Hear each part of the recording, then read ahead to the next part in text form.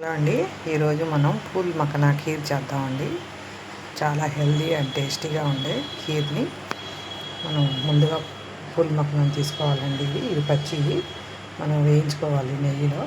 తగినంత షుగరు, జీడిపప్పు, కుంకుమ పువ్వు, కొద్దిగా ఇలాచి, పాలండి. అంతే, సింపుల్ అండి. ముందుగా మనం జీడిపప్పుని వేయించుకున్న తర్వాత పూల్ మఖనాని వేయించుకున్నామండి.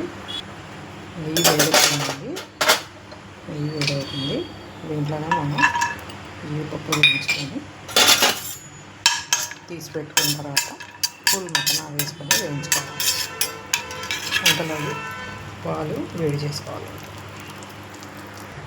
జీడిపప్పు వేయించుని తీసుకున్న తర్వాత మనం ఈ పూల్ మఖనాని వేసి నెయ్యిలో వేయించుకోవాలండి. బాగా కరకర ఆడేలాగా వేయించేసుకోవాలి. అప్పుడే మనకి బాగుంటుంది వీటిలో.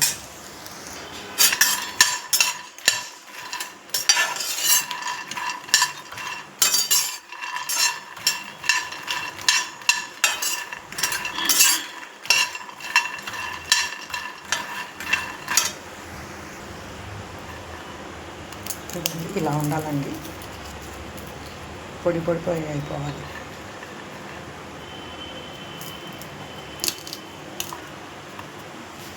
ఇప్పుడు తీసేసి ఈ పూల్ మఖనా కొన్ని మిక్సీ జార్లో తీసుకొని కొన్ని జీడిపప్పులు వేసి గ్రైండ్ చేసుకొని పక్కన ఉంచుకోవాలండి.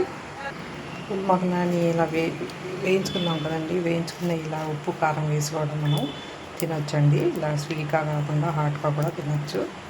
చాలా టేస్ట్గా ఉంటాయండి, బాగుంటాయి. ఇలా పేస్ట్ చేసుకొని మిక్స్ చేసుకోవాలి. దీంట్లో మన పాలు మరుగుతున్నప్పుడు ఈ పూల్ మఖనా షుగరు వేసి దించేయడమేనండి. అయిపోయిన తర్వాత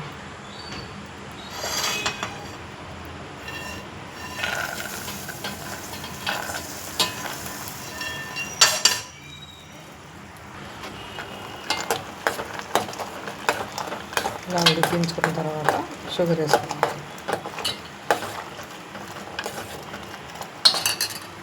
కాస్త ఉడికిన తర్వాత ఉడుకుతుంది కదండి, దీంట్లోనే మనం ఈ గ్రైండ్ చేసుకుంటున్న ఈ పౌడర్ని వేసేయాలి.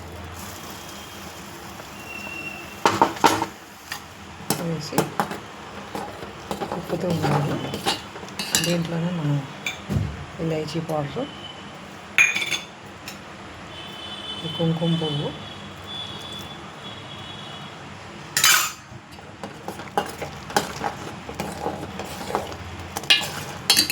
వేసి అప్పుడు లాస్ట్లో షుగర్ వేయాలి.